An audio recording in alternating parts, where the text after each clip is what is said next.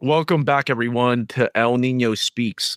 I'm your host, Jose Nino, and tonight, the great Malcolm Kyeyune returns to the show, and we have plenty to talk about. And Malcolm, one thing that really impressed me was what you said several months ago, like I believe it towards the end of November, where you went on Twitter to say, quote, just FYI, Trump is going to walk out of this period of American history hated and vilified by everyone, but particularly his own side.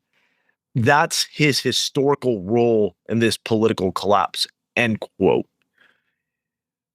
You seem to be quite prescient in that prediction now that you've seen the Russia-Ukraine war not ended within 24 hours as Trump promised on the campaign trail.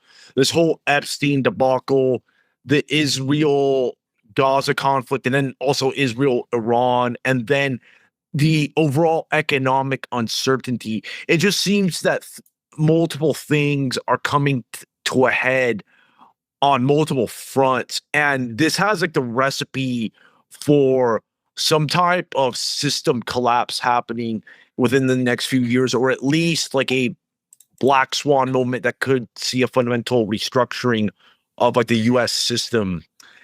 Where do you see things going now? Yeah, I mean, as we were talking about before we pressed the record button, I think that if you look at like all the indicators, the US is in a worse position than the Soviet Union was, a couple of weeks before it collapsed. Like the economic indicators are in many ways worse. Like the military crisis is much worse. The Red Army by the end was, pretty banged up. But during the 12-day war, you know that the US spent 25% of its THAAD interceptor missiles against Iran. 25%. These things cost like 14 million apiece. And right now, like the ETA, like according, like the official ETA is up to 8 years replacing these missiles that were used in 12 days. If someone in the Pentagon says up to 12 years, you basically have to double that, or up to 8 years. You basically have to double that to so 16 years and use that as a minimum. The US empire is not going to be around in 16 years. So the actual ETA for replacing this stuff is never. But it also shows that like the US simply cannot fight in any sort of war against China or whatever. Like everyone who's smart knows that this is over. Like the military is so ruined and the US is so goddamn broke that it can't actually, like, it can't replace anything it uses right now. And in fact, if you are an arms manufacturer and you say, okay, well, give me $15 million per missile, like that's a fixed price contract. Like you are an idiot, because by the time you've built the missile, inflation might have bumped up the price to 22 million or whatever. Like the US is forced to print more and more money just to avoid bankruptcy at this point. So like that part is also worse. Internally, domestically, we have the Epstein debacle. Yeah. We have like Trump going to war against Yemen and then fucking failing, losing that war. We have him betraying his own base in terms of like the Ukraine situation. And also, like, I read in the American Conservative that for the entirety of Joe Biden's term, he authorized about 540 airstrikes. For the first 6 months, Trump is up to 557. Wow. So, I mean, that's your peace president right there, right? So, and it's actually kind of amazing how everything, and I don't say this out of some sort of partisanship or whatever, because I mean, the less said about the Democrats today, the better. Like they are not an alternative. Yeah, they're a joke. They have like nothing to offer. But then again, I mean, you are basically choosing between crashing into the iceberg on Titanic or crashing into the iceberg while, reading a Truth Social post that's like incoherent. These are your options. Like you can vote for the Democrats and you get the crash into like the iceberg without the Truth Social post. And that's the only difference. But I mean, if you think about like the tariff stuff, that has completely collapsed. Like Trump is just saying stuff like, oh, well, we closed a trade deal with Japan. And then like the Japanese prime minister goes out and says, I don't know what the fuck this orange retard is talking about. Like we haven't signed anything. We're not planning on signing anything. Like he's just like the Americans have just gone insane. Like we are not signing anything.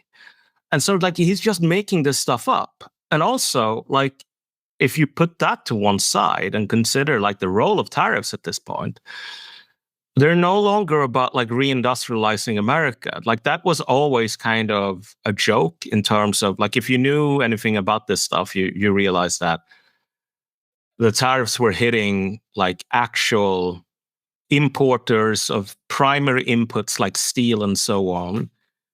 Basically a huge tax increase on American manufacturing, which is why like the American manufacturing indices have been crashing ever since Trump started this stuff. Like manufacturing is actually shrinking. Yeah. But at this point, like this stuff, tariffs are just about like, oh, Brazil said something negative about Israel. We're going to put a 50% tariff on them. It's just like, it's been retooled into sanctions. One thing I've heard as well, I don't know how much you believe this. I've heard that the tariffs are kind of like twofold.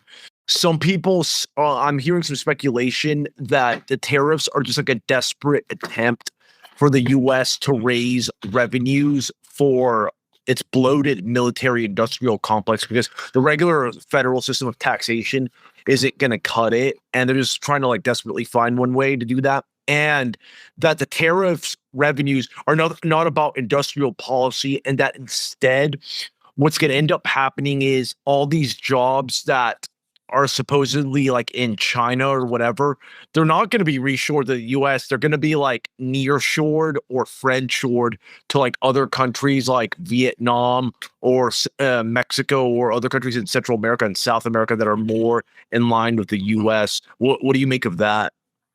Yeah, I don't think that's happening either, actually. Like I think they're about raising revenue, even though it's so pointless. Like you're raising taxes on like actual productive people.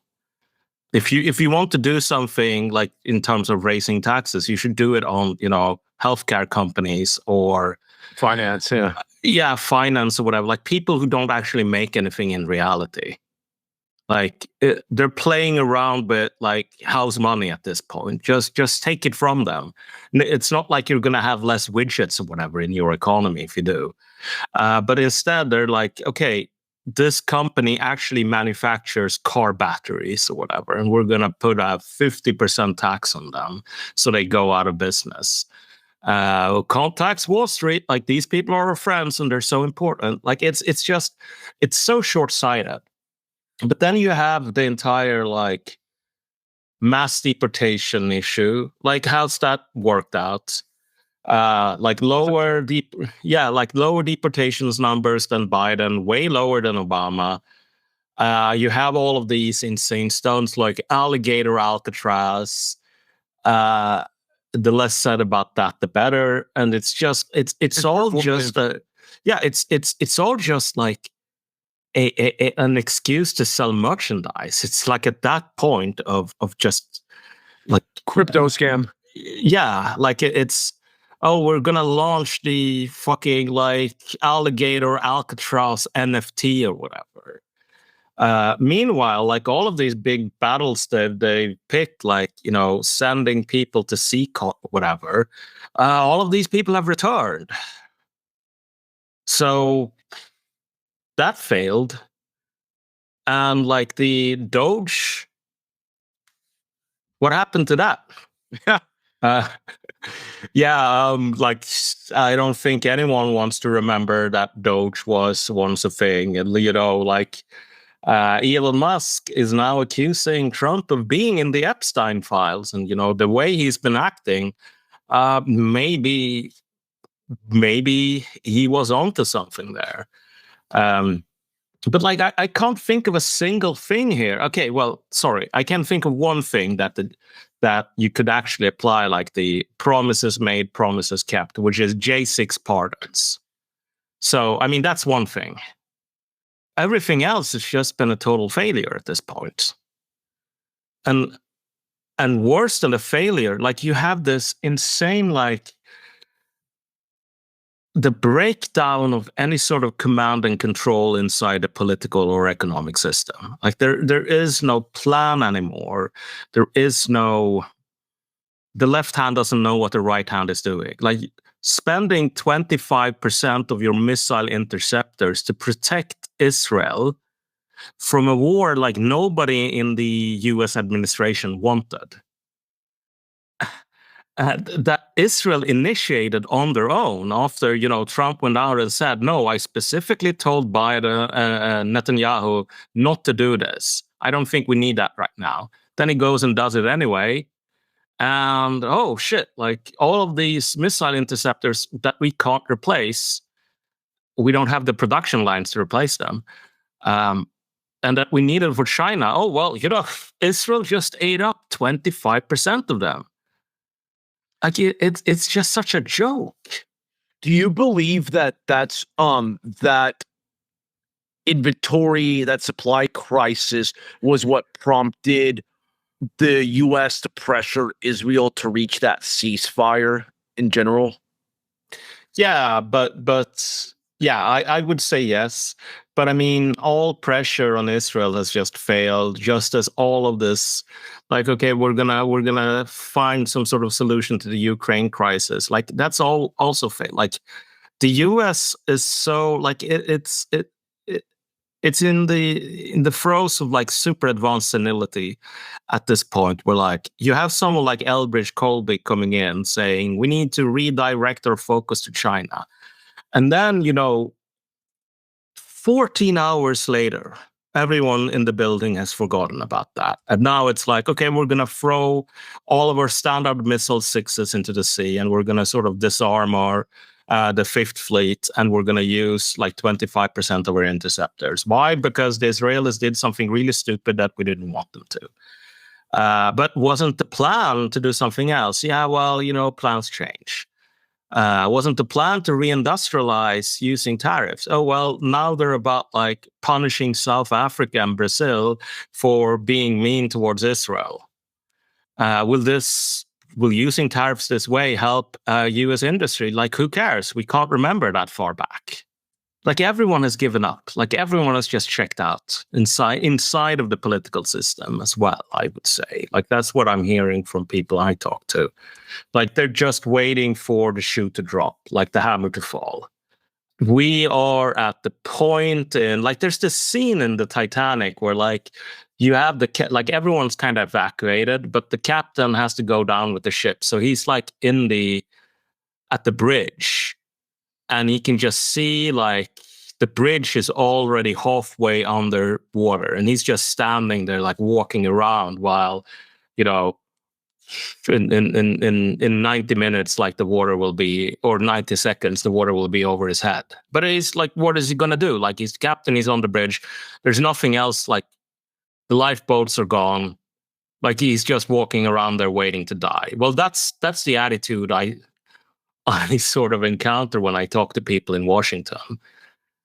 The lifeboats are gone. The last plan to reform the system has failed. Like there's nothing to do but wait. And we're not going to be waiting particularly long either. Like if people who say, oh, well, you know, this can go on for 20 more years, like they're delusional. I would actually be somewhat surprised if things went on like this for 20 more months. That's kind of the timelines we're working with here.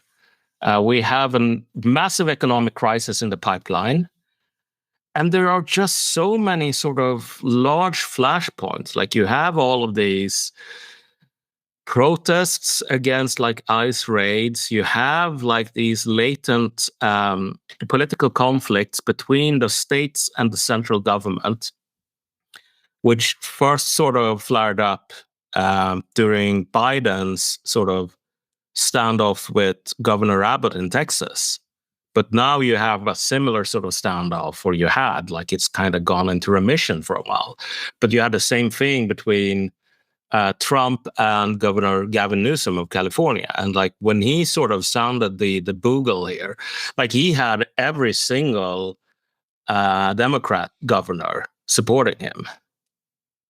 And there are so many flashpoints that can sort of, if you think about like the Epstein crisis here, like obviously nobody in the administration ever thought it would become a crisis. Like they just sort of sent this note to Axios on a Sunday saying, well, like the case is closed. And they thought like, okay, well, this is going to be out of the media in 48 hours. Turns out that's not how it worked out. Like that's usually how like regimes fall. It's like you have all of this tinder built up, and then something just strikes a spark, and the fire rages out of control. And it's like it would be like that sort of spark would be the most harmless thing ever under normal circumstances. Like, you know, in sort of a damp forest after rain or whatever. Like, oh, you can throw a match, you can throw a lit cigarette, whatever. Like, you're not going to have a forest fire. But if, you know, there's been a drought for 4 months and like all the trees have died, you know, like throwing a rock the wrong way so it impacts with another rock and creates a spark or whatever, like that is enough to burn down half the state of California. Not to mention, you know, being careless with matches. It's all about the conditions. It's very little about like the individual sort of spark that triggers this stuff. Mm. You mentioned an economic crisis. How will that unfold? Will it be like a housing market meltdown, or is it something related to like, say, something like the bloated pensions you see across like state governments nationwide? Where do you see this crisis kicking off initially? I mean, I don't really know, because it's like the system is so sick that like it could be anything. I mean, if you think about like the US has sort of a massive, there's like a massive commercial real estate crisis. And my sense is that a lot of American banks have all of these huge unrealized losses under that they're trying to keep off their balance sheet. And if they sort of have to admit how much like their assets are actually worth now, like they're all going to go bankrupt in a chain reaction. But I mean, like everything is so interconnected. It could be like a bank failing in Japan or Italy or something, and having, you know, too many liabilities to an American bank or a German bank. And sort of that's, you kind of have this big chain reaction. So like trying to call, I mean, there are probably some people on the planet who can say, oh, well, I think it's going to be like this commercial real estate sector in the Baltics, and it's going to, you know, collapse this bank, which is going to lead to problems for Deutsche Bank, which is going to lead to, I'm not qualified enough to say that. I can just look at sort of the surface level and say that things right now, just looking at the indicators, like the stock market is more overvalued than it was during the dot-com bubble. And you couple that with like a political crisis, like an ongoing genocide, which has completely wrecked the global sort of political legitimacy and also the internal political legitimacy of the US. You have like insane statistics in terms of something like 60% of Zoomers with a college degree have spent like a year after college looking for work and haven't found it. So, I mean, I remember, Occupy Wall Street and the millennial generation going, like we're the most put upon generation ever. We were promised all of these things, and now like we've been screwed by George W. Bush. Like people back then were complaining about like 25% or whatever of college students who had spent 1 year searching for jobs, not finding it. Like now it's up to 60%. Everything is just coming to a head. But also, I think I made this point before we started recording. Like, if you think about the West, we don't have communism in the West. We don't have like that as our sort of secular religion. But we have something that's more like it's. I'm thinking of writing something about this once I get enough inspiration. But basically, like, we have this weird, like, post-Christian eschatology that I've kind of called it's kind of like a working term, but just like the post World War II like ideology. And the post World War II ideology is kind of weird in that it sort of erases all of history before World War II and reduces it to like the level of like mythology. Like if you read the Bible and you read about like Adam and Eve walking around in the Garden of Eden, talking to snakes or whatever, like that's if you ask my mom about World War II or World War I, I should say, or God forbid, like, I don't know,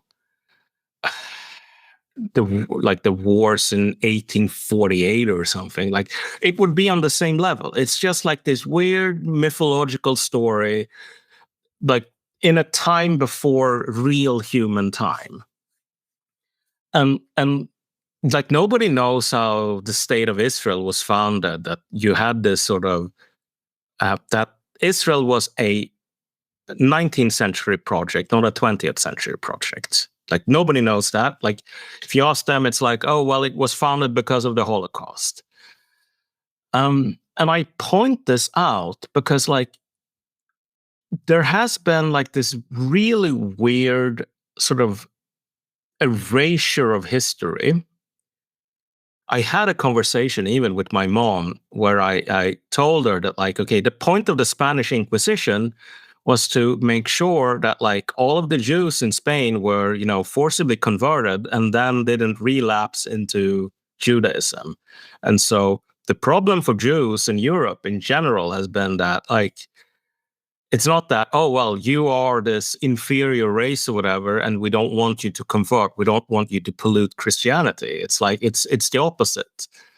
Jews have wanted to be separate, and then Christians have come and said, okay, it's time for you to convert. Otherwise, we're going to burn you at the stake. And she couldn't believe it. She really thought it was like, oh, well, we were just racist against the Jews until, well, World War II happened. And then we realized that like we were just being superstitious and like racism is bad.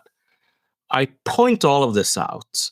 This might seem like kind of a weird, unrelated tangent, but I'm just saying that our entire way of viewing the world is completely disconnected from our own history to the point where like people growing up in the West after World War II don't know like even the most sort of basic fundamentals of Christianity and like what makes the relationship between Christians and Jews kind of touchy throughout history. And like spoiler alert, it's because Christians believe in Christ, hence the name, and Jews reject him. Like that's kind of the basis for the conflict. But like this has been sort of erased. And in its place, we have this really like just so story about like after World War II, we realized that like we shouldn't be superstitious. Like everyone is kind of like us. Like inside every gook, there's an American just clawing to get out. And we're like humanity goes from superstition and religion to science and enlightenment, and human rights and all of that stuff. And Israel is destroying that right now. So we don't just have like a political crisis or an organizational crisis or a crisis of, we can't produce enough Standard Missile 6s to stock our like launch tubes. We also have a way of viewing the world which has only existed since the 50s in essence. But that like the boomers and the Gen Xers have just like they have been mired in this shit. Like this is their communism. If you take that away, it's like going back to a medieval peasant and saying, sorry, God is dead. Like the saints aren't real. They can't help you. You're just living in this cold, uncaring void. And like Christianity, it was just fake. Like if you get them to believe that, like the entire society collapses because Christianity is the thing holding up, medieval European society. Just as communism was the thing holding up the Soviet Union. Take that away, and what do you have? Nobody even knows. So like it's you should see this. I mean, you know this better than me because you're at ground zero for this stuff in the US.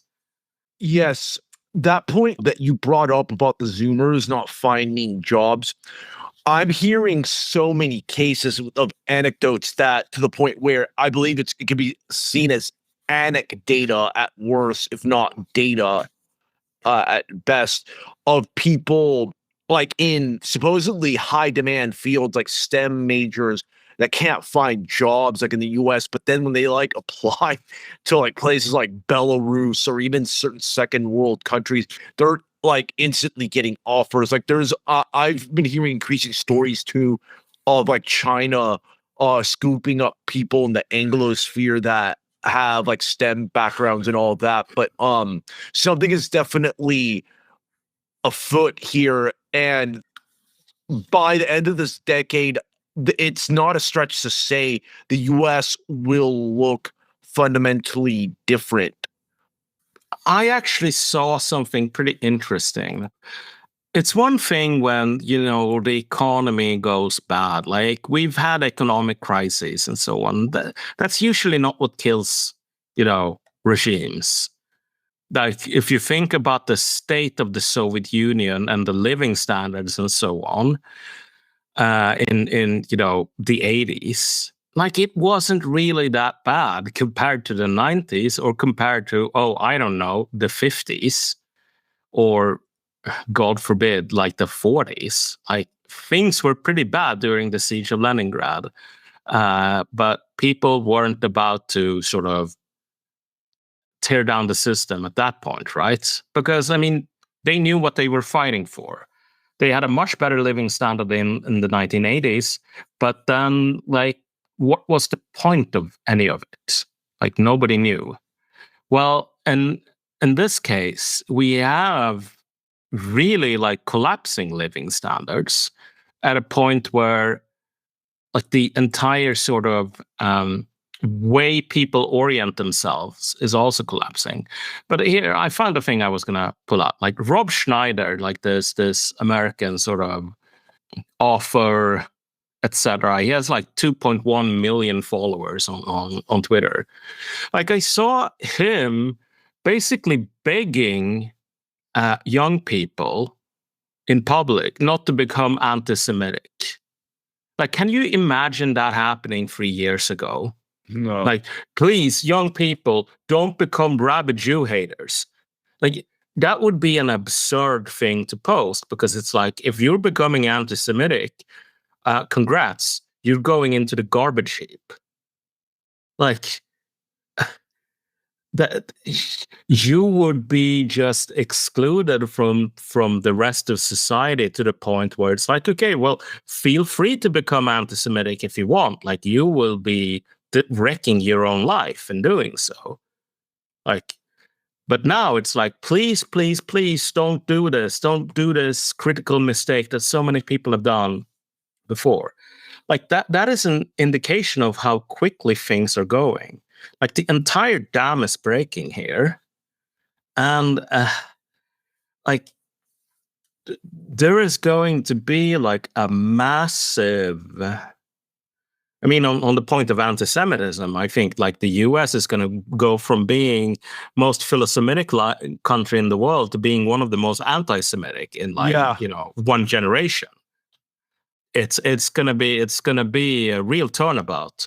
But putting that aside, I think that anti-Semitism here is just like kind of a proxy for like it's just one small part of the thing that is being held up behind the dam, and the dam is now collapsing.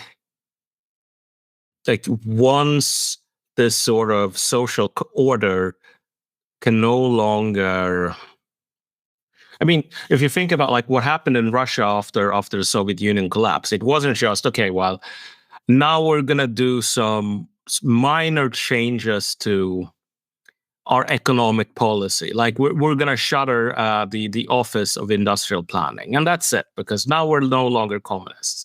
No, it was like, what are we even? And so you had this massive sort of deluge of people returning to Christianity and other people embracing like hyper-aggressive neoliberalism and so on. Like it was a real, like it was the Wild West. It was no holds barred, like sort of battle royale of ideologies. Well, I mean, that moment is approaching. And I think that due to like unfortunate circumstances, just as Russians sort of rediscovered who they were once they were shorn of being communists as like an identity, they went back to like the good old classic of, well, we're Orthodox Christians. I think that like Westerners, like Europeans and European descendants, when they're sort of standing there holding nothing in their hands and saying like, okay, well, our political system has collapsed. We don't even know who we are anymore. I think the first step is going to be, oh yeah, we're Europeans. And we have this thing that Europeans have been really good at for like 1,500 years. What was it called again? Oh yeah, anti-Semitism. Like, I think that's the first stop here in rediscovering, like, or LARPing as like yourself, unfortunately. But I mean, if you wanted to avoid that outcome, I guess maybe you should tamp down on the live stream genocide. But that's not happening, right? So it's really hard to. I just kind of shrug at this point that like how predictable like the next few steps in this drama are, but how little anyone like the future victims of the reaction are, like how unconcerned they are with trying to prevent like their own downfall. I want to touch on the Epstein files and just go like delve deeper into this, because when you listen to a good deal of MAGA people, MAGA adjacent people, and even some a good deal of conservatives, they'll say, oh, this is like a big nothing burger, with like conservatives saying it's like a Democrat plot. But this strikes me as a lot of cope. And in fact, the way that the Trump administration has handled the so-called like release of these files has actually not has only brought about more questions, and it's just been a total blunder where now people across the political spectrum are asking more questions and actually starting to question the legitimacy of like the system and of itself. And how do you respond to the people who just cope and say, oh, this is like a big nothing burger, it'll be washed away in like a matter of weeks? I mean, I think that fundamentally misunderstands something here. So what was Trump's famous slogan here? It's not me they're after, it's you. I'm just standing in the way. And like there was some, or at least people thought there was a lot of truth to that. And there were a lot of, like all of the lawfare against him, like the unprecedented sort of violation of political norms that took place to sort of get Trump, like lock him up, or have him die in prison or whatever. And then he got shot at and miraculously dodged a bullet. So like people, like they saw there. Once you start protecting, like this pedophile ring. And this isn't just a pedophile ring that's done for like titillation. I mean, I've seen a lot of people argue, and I think there's some truth to this, that if anything, like the whole like Lolita Express, like kiddie diddling, like that was mostly kind of a sideshow. Epstein was an asset for Israel, sure, but that had much more to do with like money laundering and sort of industrial and technology, like espionage and so on. And so like the sort of influence peddling and the procurement and so on, yeah, that was kind of a side hustle for him.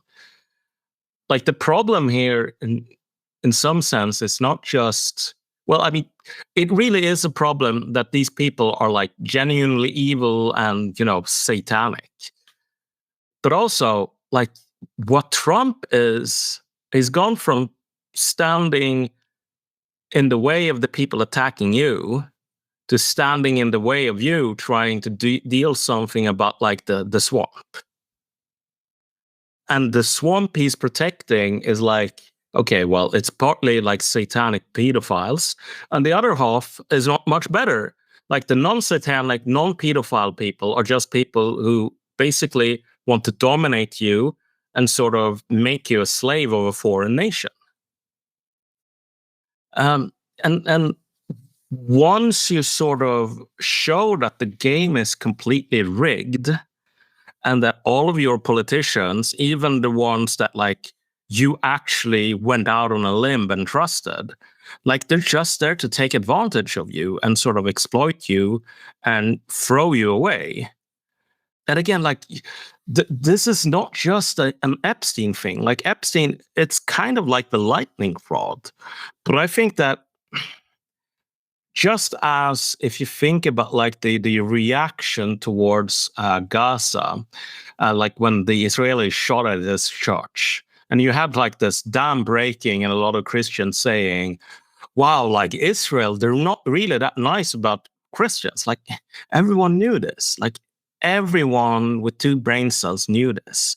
It wasn't about this one particular church. That was the straw that broke the camel's back. Well, Epstein is kind of the straw breaking the camel's back here for Trump. And I think that, like, for example, if Trump hadn't been so wishy-washy on, like, will I stop the H-1B thing? Like, at a point where nobody, like, no American with, like, a degree in computer science or whatever can get a job at this point. Like, it's straight up impossible. Do I keep importing 100,000 Indians or whatever to take those jobs? Or do I put a stop to it? No, I think I'm going to continue. Like, if he hadn't done that, I think people would be far more likely to say, well, Epstein, whatever, it's not that big a deal. And if he had done a lot of other things that he said he would do and then, failed to deliver on, like the compound effect of that would be people saying, like, yeah, whatever, like, we know they're little kids or whatever. But because he has, betrayed people on pretty much everything, and people are having a really hard time, like, maintaining the faith, these things really become like the, the bumps in the road that sort of topple the carriage or whatever. This Epstein list reminds me, this is gonna take like a more like autistic detour. Have you ever watched the anime Mobile Suit Gundam Unicorn? No, I haven't actually. Yeah, it's actually kind of funny because the whole show, it's set in the Universal Century timeline for like the Gundam series, where it has like a date system that goes like from like 001 to more or less like 0150, just as like a reference point. And this show dropped like 20, like I think 2010 to 2014, and it's technically set in like the year like Universal Century 0096. And it tries to tie the whole series together with this really interesting conspiracy, because for those who are familiar with the Gundam series, there were multiple series in the Universal Century timeline, like the most famous one being Mobile Suit Gundam, which was 0079, and then you had like Zeta Gundam in the 1980s. The Mobile Suit Gundam was actually in 1979 as well. But the whole premise of the series is, well, at least like the Mobile Suit Gundam Unicorn is like it's centered around like this plot device of what's called Laplace's box, and it refers to like this incident that took place in like UC 001, where like the Earth Federation, like the government, the globalist governing authority of like that whole series, has like a ceremony where they try to like celebrate humanity's like transition from like the common era to the universal century. They have this whole speech set up by like the prime minister of like this incoming Earth's Federation. But then this whole ceremony just gets crashed by a terrorist attack that's actually organized by the prime minister's son, who was like this total reactionary that wanted to overturn his like father's political order because he saw it as just way too progressive. And turns out whenever you follow the show, basically was that after this whole successful terrorist attack was carried out and killed nearly everyone, there was actually a survivor in it who was one of the terrorists there, who was able to get a hold of what's called the Laplace's box, was actually like a universal charter, a constitution, if you will. And he used in this charter, it actually had a very interesting clause in it where it said something to the effect that the the Earth Federation government, should they like discover like the emergence of like a space adapted human race, or just like any type of person that was like a so-called new type, because if you understand Gundam lore, the new types were always like the ones that piloted the Gundams in advanced mobile suits. They basically had these advanced psychic powers and greater awareness, better reflexes. They're like a superhuman. But essentially this constitution would give them like privileged representation in the government and all that. And the reactionaries that carried out that terrorist attack wanted none of that. But this surviving terrorist, I think his name is like Siam Vist or something, got a hold of this information. And this dude literally lived up to like 100 or 20 years of age, having this information as leverage over like the Earth Federation over the years. And what's funny is throughout that time, there was like conflict between the Earth Federation and the space dwellers, if you will. They're called like I think space noids, and that became like a central plot throughout all Gundam series, from Mobile Suit Gundam, Zeta Gundam, and then eventually Gundam Unicorn. And in that series, this guy Siam, like he was like well in his like 120 years of age. He was like in a cryogenic state, and he used that like Laplace's box as like a kind of leverage and blackmail tool against like the Earth Federation should it step out of line. But he just decided one day to release this box because he was tired of like hiding the secret.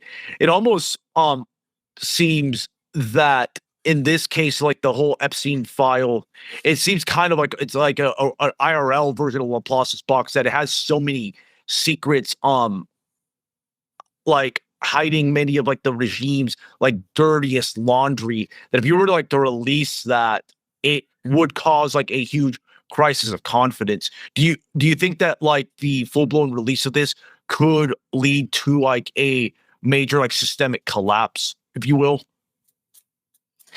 Yeah, I would say that, but not in the sense that, I mean, there's a kind of a famous joke that Slavoj Žižek likes to tell, like he wasn't the one who invented it. It's some Lacanian thing. But basically, like there's a man who thinks he is a piece of corn or like a grain or whatever.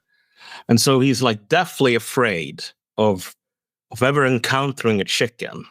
Because as you know, chickens love corn, they love like grain. So like if he encounters a chicken, he's gonna get eaten. And then, like the people around him, they go like, what is even going on here? So they sort of hooking up with a therapist or whatever. And after a long, intensive session, like the guy is cured, right? So he no longer thinks he's a piece of corn. The therapist is, very pleased. Like, we solved this issue. And the next day, the guy encounters a chicken, and like he sort of breaks down. He runs away and runs back to the therapist. And the therapist is like, "But dude, you already know you're not a piece of corn. Like, what's the deal here?" And the guy just says, "Yeah, I mean, I do. I know that very well. Like, but does the chicken know it?" And I point this out just because, like, I bring up this joke because the issue, and this is kind of like a Lacanian concept of like the big other, where it's like, you generally speaking, if you think about something like Khrushchev's secret speech, where he sort of, after Stalin had died, there was like this party congress. Khrushchev goes up there and he sort of lays out all of the things that Stalin did wrong. Like basically, we gulagged some folks. We killed billions of people, or at least a lot of people, including like good communist comrades and so on. Like this was just done haphazardly. It did like immense damage to the Soviet Union. As he's holding this, it's called a secret speech for a reason. Like there are no sort of transcripts of it, no, non-official anyway, and it's not supposed to be spread outside the room. And it's only for like people inside the party, like at the tippity top. As he's holding that speech, several people like get heart attacks, like they have like EMTs on the scene because they're afraid of this. But here's the funny thing: literally nobody in that hall was unaware of like what was going on during the Stalinist purges.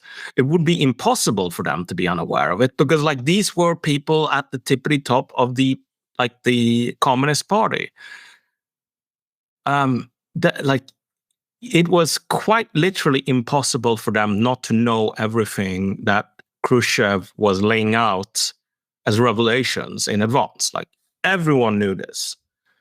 But just the act of like saying it in the open, rather than sort of hush hush, like between you and me off the record, etc., etc., that was what actually gave these people heart attacks, because it's a huge difference when like Stalin just was an insane lunatic. I know it, and we're kind of talking about it like in hushed voices over like a cup of coffee or whatever. And just it being out in the newspaper saying Stalin was an insane lunatic. These last like 6 years of purges were a complete own goal, like a travesty, like a crime. And it doesn't matter if like 0 people in the Soviet Union didn't know that before. Like the fact that it's visible to like this sort of virtual, like this virtual almost being, like it's kind of like with Santa Claus, Like a lot of the time with Santa Claus, the parents pretend to believe in Santa Claus on behalf of the kids, and the kids pretend to believe in Santa Claus on behalf of their parents. And this can go on for like several years, right? Until like both sides, like the parents realize, oh yeah, the kids are just pretending for my sake, and I'm just pretending for their sake. So what are we even doing here? And again, like nothing in the Epstein files is going to be of this like, oh man, this is something like we didn't know. Oh, holy crap, our government is controlled by Israel. Like everyone fucking knows that, right? And like, yeah, wow, Mossad has infiltrated the Pentagon and they're wiretapping senators. Like, oh, wow, big whoop. Like, everyone knows that. Like, if we're talking about it, you and me, like, we are talking about it in a podcast that's not visible to the Lacanian big other. Like, it's kind of like it's known, but it's not official. And if you release the Epstein files and that becomes like official, like you can no longer believe in the legitimacy of the American government. And so that is why these things are dangerous. They're not dangerous in a sort of empirical sense or like it's new knowledge. It's more that you have to actually admit like this entire government, like our entire system is built on a lie and it's evil. And once nobody can get away with denying that, I mean, it's the same dynamic as, again, with the story of, the emperor's new clothes. Like the kid saying, this guy isn't wearing clothes. Like he's not telling anything new to everyone in the audience. They're not like, holy shit, I just realized he's fucking naked. No, it's that when the kid says that so that everyone can hear, if you keep saying, oh no, these clothes are really great, like you look like a fucking idiot, right? And so at that point, like the sort of reality bubble collapses and everyone has to say, yeah, like he's naked. It's not like the kid isn't actually introducing anything new in terms of like knowledge, observation, or whatever. He's just breaking like the social cohesion of the crowd.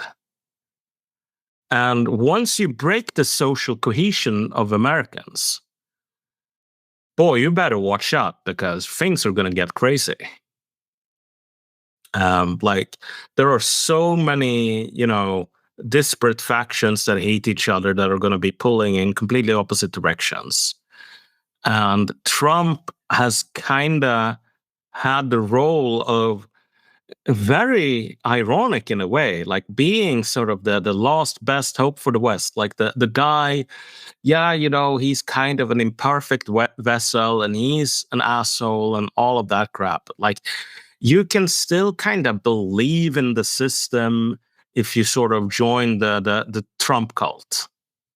But once that prophecy, once that belief system fails, you will not be able to believe in anything in America. Like, what are you going to believe in then? Like Chuck Schumer?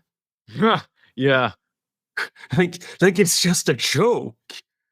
Trump can at least sell the system. He can at least like sell like the illusion of like the American dream, just like through like his charisma and like larger than life personality and just business success. But other political figures, no, with other political, that's one reason why I actually am of the opinion post October 7th, the system really turned toward Trump because there was like a general assumption that he could restore at least like confidence among like the chuds with regards to like joining the military and other institutions that have been like degrading, but that's like evaporating very fast. Yeah, I mean that's the interesting dynamic here in the sense that, and you're kind of seeing this in like big media, where if you think about like the post George W. Bush period, like the media position was kind of like center left, liberal-ish. And now, like, they're trying to sort of retool it so it's like center right, where like you have people like Barry Weiss and so on being like pulled in as sort of ideological commissars. I can't remember which network, if it was MSNBC or whatever.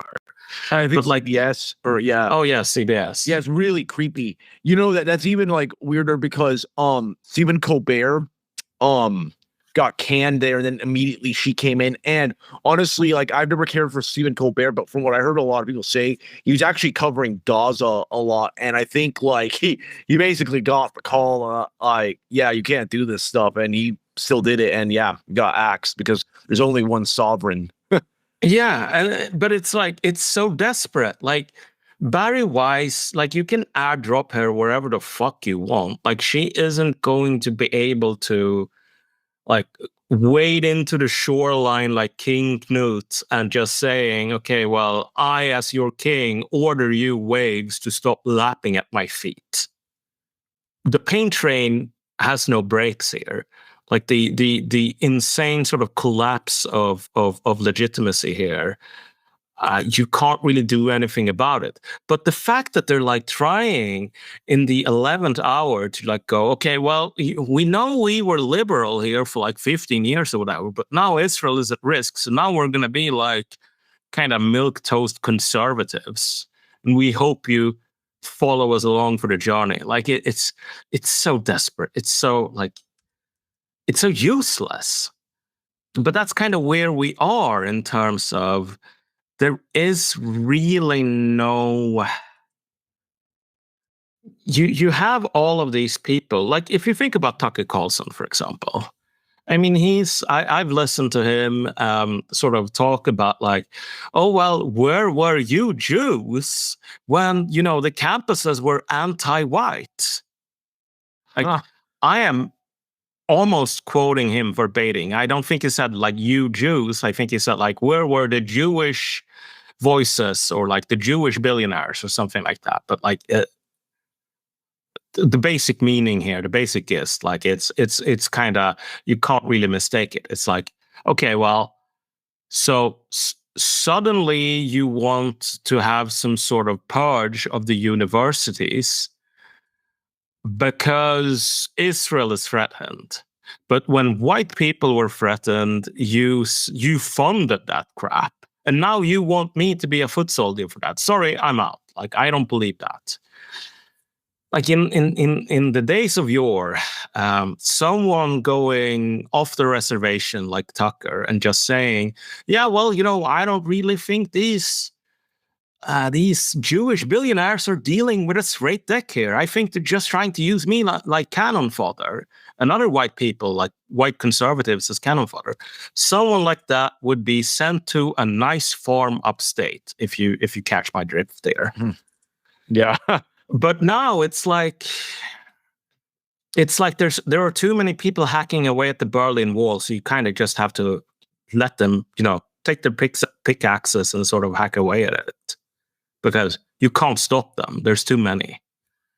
But that is really where we are at this point, where like the and again, even Trump, he's clearly losing it. Not just in the sense of, you know, I think it's pretty clear, and I don't know why I should like even preface this. Like the guy is 79 years old, man. Like his dad at this point was not very lucid from what I'd read. Like his dad at 79 was, I don't even remember if he lived that long, but like Trump has Alzheimer's in the family, number one. And also like he's kind of making all of these weird mistakes. Like he doesn't remember that he was the guy who appointed, what's his name? Like the guy he's beefing with at the Federal Reserve. Oh, Jerome Powell. Yeah, Powell. He's like, oh, Biden nominated Powell. I don't understand why he did that. And it's like, no, bro, you nominated him in your first term. Lord. But you have kind of like these sort of moderate Brandon vibes. But he's clearly like losing his political touch. He's like going, everyone who cares about Epstein is evil. And you kind of have people just saying, sorry, I'm not going to go along with it. So you have people like Charlie Kirk at the TPUSA saying, oh, well, Trump said, stop talking about Epstein, so I'm going to stop talking about Epstein. Then, like, his own people kind of rebel against him, and they say, oh, well, I'm going to continue talking about Epstein. You had Steve Bannon at this TPUSA conference, and there's like this like 19, 20-year-old like Zoomer saying, Trump is the deep state now, bro. And Bannon is like, he's really shocked. Like, he is kind of like the Soviet commissar or whatever, dealing with some guy just saying, yeah, well, you know, Stalin is a piece of shit. But you're not supposed to say that. And Bannon just says, are you really saying that Trump, like the president of the United States, are you really saying that he is not in control? And it's clear, like, this isn't even a subtext. It's like reminding this kid he is talking about the great leader right now. Are you aware that you are saying you are slandering the great leader here? Or you are questioning his judgment? And the guy just says, yeah, if it wasn't the deep state, he wouldn't be protecting pedophiles. And Steve Bannon doesn't even have a reply. He's like, he is forced to concede the point. Like, he doesn't say, yeah, you're right. But he doesn't have the juice to fight back. Like, the peasants are revolting here. And even inside, like, I mean, I kind of have a soft spot for Bannon in a lot of ways. Like, he is an intelligent guy, but he is kind of loyal to the cause because, like, without the cause, like, who is Steve Bannon today? Like some random rich guy, right? Mm-hmm. So he is more invested in MAGA, I think, than Trump himself is, which means that he kind of has to defend it more than Trump himself does. But even he can't really like do the job, and he isn't trying particularly hard. He's just kind of saying, oh, well, yeah, if you denounce all of your own voters, I don't think that's going to lead to anything good. So it's like he is kind of checked out as well. And down the line, like Trump goes up to, Tucker Carlson goes up at the TPUSA conference. He doesn't mention Trump by name, but he says, anyone who tells you don't care about the Epstein files, you don't have to listen to them. Gee, I wonder who he could be talking about. Like, who is out there going in all caps, stop talking about Epstein, followed by like 6 exclamation marks? Who is writing all of these long, like rambling, completely like, I mean, you know, what do they say about like leftist memes that they're a wall of text? Well, I mean, Trump has become a leftist on Truth Social. But like, he's the one doing that, and Tucker Carlson is going up and saying, yeah, you don't have to listen to Trump. The entire, like, the center cannot hold it. Again, you kind of have to realize that once a political collapse happens, it's not going to be, you're not going to be able to tell that even a week beforehand. You have to realize that about, like, you know, historical revolutions in general. You will not be able to tell that you are about to enter a revolution like 48 hours before it happens.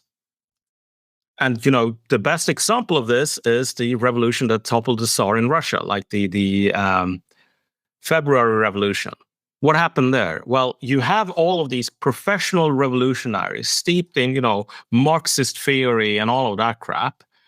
And they're just having their revolutionary council where they discuss the strategy to topple the Tsar, which is all of their entire goal for like the socialist revolutionaries, the Mensheviks, the Bolsheviks. They're all agreed on that point, even though they hate each other. Like they're working together to topple the Tsar. And they have this meeting and they go, you know, we have consulted the star charts and like the horoscopes issued by Marx himself. And we can tell you with 100% certainty that like the revolutionary conditions are just not here. And, you know, in 3 days, there's International Women's Day. We're not going to do anything for International Women's Day because the auguries are telling us that if we do anything, nothing's going to happen.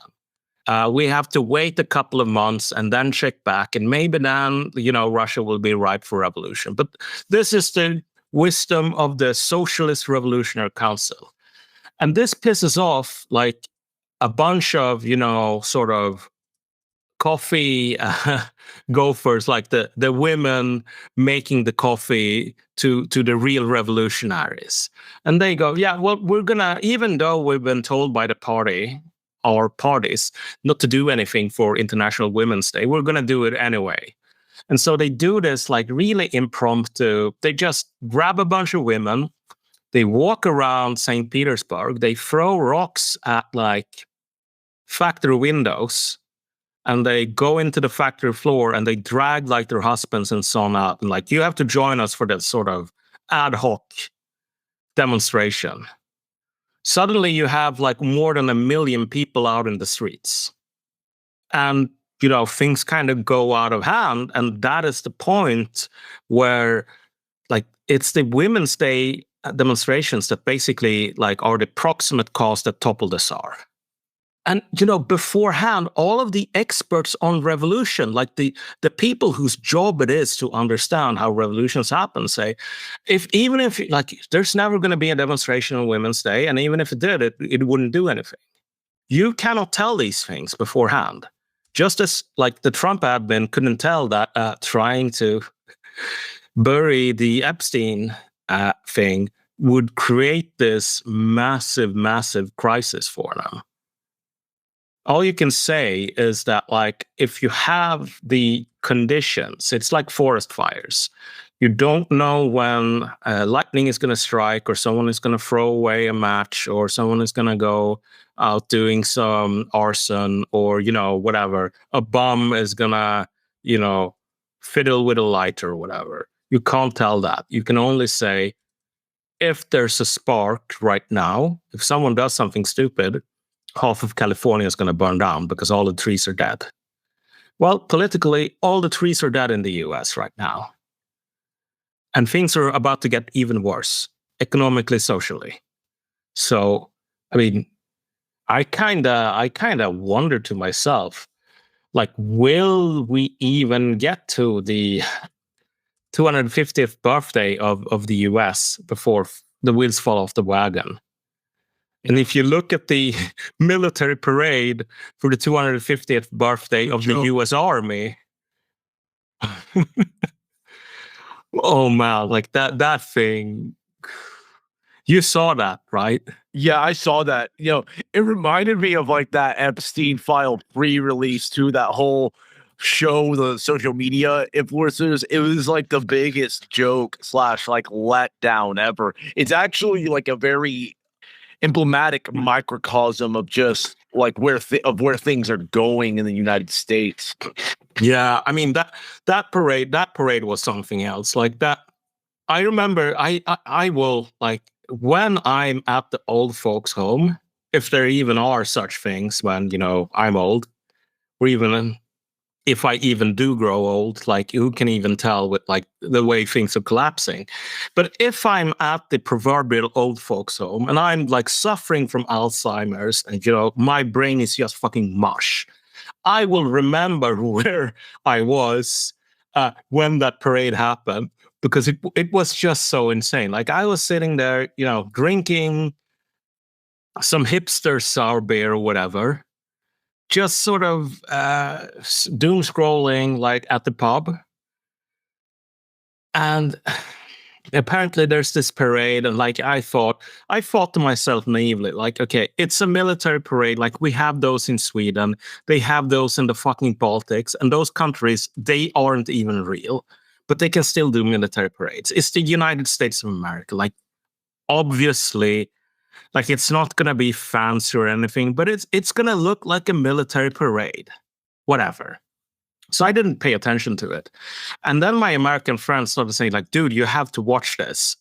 Like, it's beyond any, like, our wildest dreams. And I was like, okay, yeah, how bad can it be? And I saw the pictures and like, okay, it looked pretty bad. And then my American friends said, no, you don't understand. Like, there are ads for crypto scams. This military parade celebrating the 215th birthday of the Continental Army.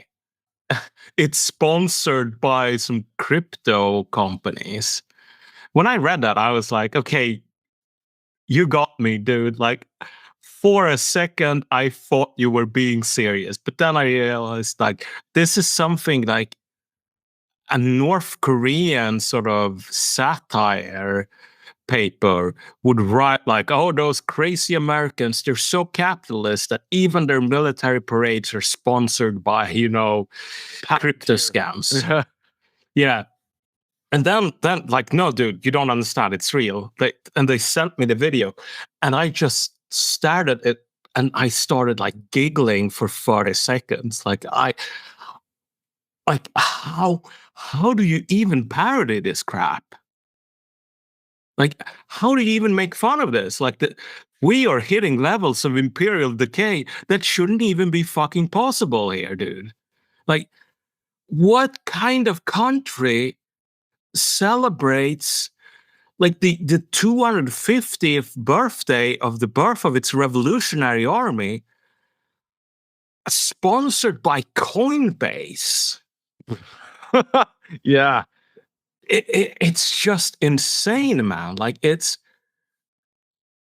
beyond.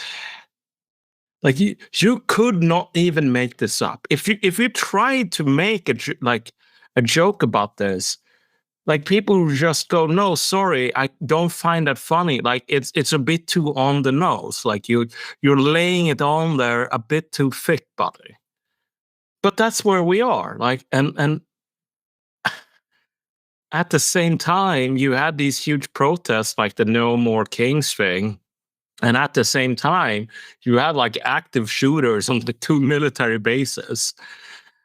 It was just so telling. And also, at the same time as that protest was happening, Iranian missiles were slamming down, like destroying buildings in central Tel Aviv. And like American missile defense were like powerless to stop them.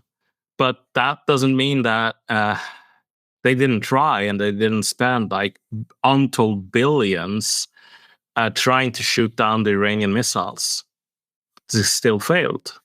Like, it really, like, things people need to understand. Like, we are not at the point where it's like, oh yeah, if things go on like this for a couple of years, a decade, 15 years, or whatever, yeah, then we're really like gonna be in trouble. No, you are living in a moment right now that is, to use a certain bit of parlance here, the real McCoy. Like, you are living in Paris in 1848 or 1788 or 89, Russia in 1916. Like, it doesn't get better than this. And in fact, like, some of the most spectacular revolutions in human history have occurred in situations that were, if anything, a bit less bleak than the sort of state of the US right now. Like, if you think about like the French when the French monarchy when it collapsed, I mean, it had problems. Like, if the US right now is probably spending something like 25% of all of its tax revenues on debt servicing. The French monarchy by the end spent like 46 or something, so it's still got like a bit of ways to go. On the other hand, France was more socially cohesive than America is today. I think that's fair to say. France was also, religious and had like a much more, how do I put this? Like a less internally divided polity. Not saying much, but like the bar is at the floor here. France had much less in the way of a military crisis also, which is why, less than a decade after the revolution, France is just kind of fighting the rest of Europe with one hand tied behind its back and winning. America today, it's like infrastructure is falling apart. It's just printing money and destroying the living standards of everyone. It's like importing hundreds of thousands of foreigners to do jobs like tech support and so on, at a point where like people who have computer science degrees, like they can't find a job. Back in my day, as a millennial, people used to joke about like English literature and philosophy and so on, like study these things if you don't want a job. Thanks to the wonders of H-1B visas, like philosophy is the new computer science, bro. Like if you study philosophy, there's like a 0.01% chance you get a job. Because they're not going to import an H-1B Indian to become like a philosophy guy. So you're actually sailing pretty compared to the guy. Like, and I'm not making this up. Like, if you look at the statistics right now, people in like at least like the computer related parts of STEM are like doing worse than, the traditional get these college degrees if you never want a job degrees. Yeah. I think it's changed a ton. I remember when I was in college, like looking back, it's kind of funny because I thought I had regrets of not pursuing like a STEM type of field. Like I did like the history poli-sci route, and that it was like generally assumed at that time that this was like a good way to like going the STEM route, especially with comp sci, was good for getting employment. But now tables turn, I'm actually doing quite well, pretty much in a very like independent state. But yeah, the game has changed a lot with the combination of mass migration and just the rapacious nature of like the financial rentier capitalism we have in the US, where many of the assumptions about like what career path you were supposed to take before has just flown out the window. You have to be like willing to grind in a way that most Americans and Westerners are not used to doing. Yeah, but there is also kind of a huge elephant in the room here in terms of like the problems facing America now. It's not just bankruptcy, it's not military crisis, it's not like kind of a spiritual crisis, it's not just all of the other things that France was battling in like less serious forms. You also have like places like Phoenix, Arizona, and it's like Phoenix, Arizona is not going to be around in 40 years. And not because, Greta Thunberg said something about climate change or whatever. I mean, that is probably a problem that is relevant for Phoenix, Arizona. It's just that, the groundwater will be gone. And everyone knows this. Like, it's Phoenix, Arizona survives because it's mining a finite resource, which is, groundwater taken from the aquifer. I can't remember what name it is, if it's still Gala Aquifer for Phoenix as well, or if it's someone else. But the point here being that like Phoenix, Arizona is kind of indicative of Americans always say like, oh, well, the frontier closed for us. And that was when things started to go awry. Well, in one sense, yes, there is no frontier in America anymore in terms of like, there's all of this empty territory that you can just like make into new states or territories that are then made into states. But in terms of like the relationship, like the American relationship to the land, it's still kind of like a frontier mode of being.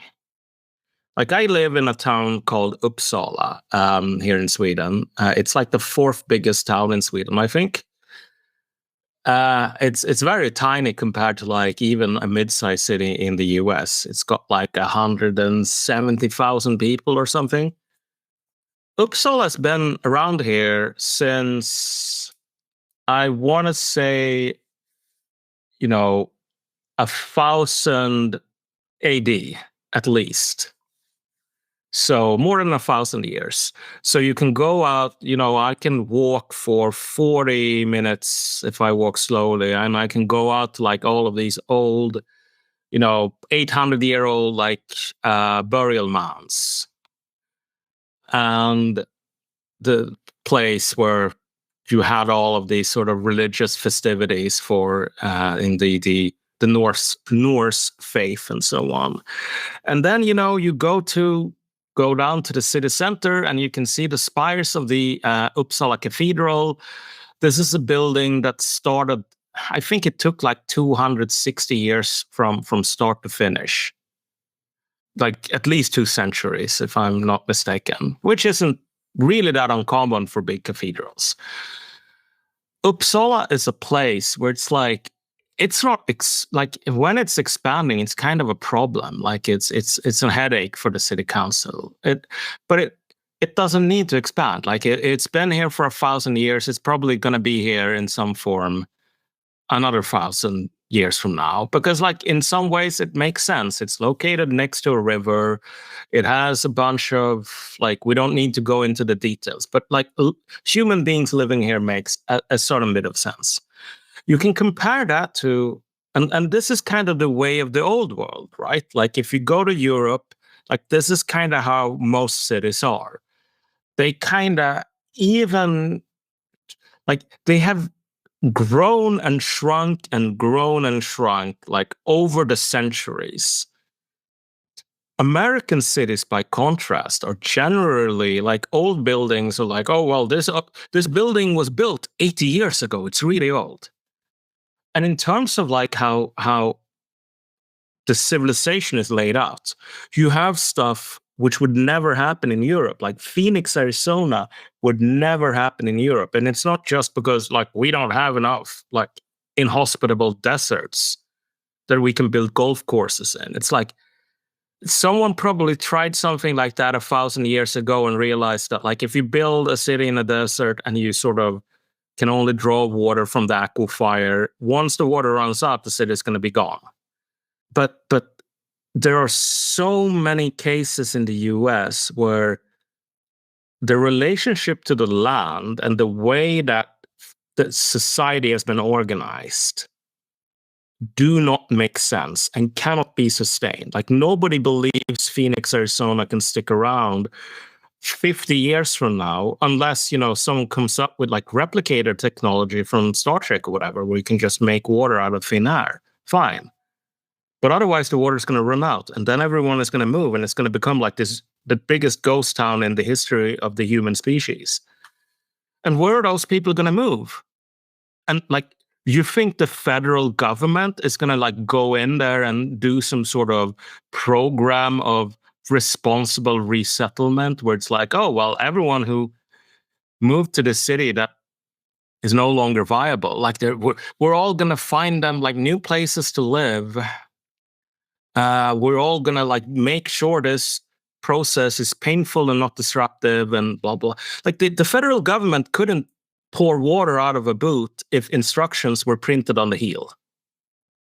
So there are a lot of things that are going to break and that aren't going to be fixed. And that is kind of like the sort of the real like unique thing about America that the French weren't dealing with and the Soviets weren't dealing with either. And like very few people throughout history have been dealing with. It's like this frontier society, and now the bill is about to come due for a lot of that stuff. Well, I think this is a pretty bleak note to end this discussion on, but I think it should serve as a reality check for many people that still think this country is salvageable, but it's good to always be forewarned because wishful thinking is the cousin of death in politics. But before we leave, Malcolm, what are you up to these days in terms of writing projects or other political ventures that you're involved in? I haven't been doing a lot of writing recently. I should get back on to the horse, I think. But I'll have to get back to you on that because for the summer, I've been sort of taking a break. But I'm hoping to sort of really do something more on this kind of the thing I sort of ended on here, like the sort of what happens in America after you're forced to become just another old world here, where like these cities have been here for hundreds of years, and the ones that can't really last for hundreds of years, they're gone, like they've been sort of weeded from the proverbial gene pool, because the way you put it, like, can this country be salvaged? I mean, the Soviet Union couldn't be salvaged, and like people gave up on trying. I mean, Russia is here today, right? And the US has worse problems in a lot of ways, but like I think that at this point, the really bleak thing would be if this broken system like went on forever. That would be like, think about that for a second here. Like, you kind of have like this constant sort of domination of American politics from Tel Aviv, and it's going to be like this for 2,000 years. I find that to be way more dystopian than someone saying, yeah, it's going to be like that for about 20 months. And yeah, there's going to be a, a transition process, to put it mildly. But I think that living like this forever, like that is the real nightmare. Oh, no doubt. No doubt. Well, to the audience, thank you again for tuning in. And with that, El Nino has spoken.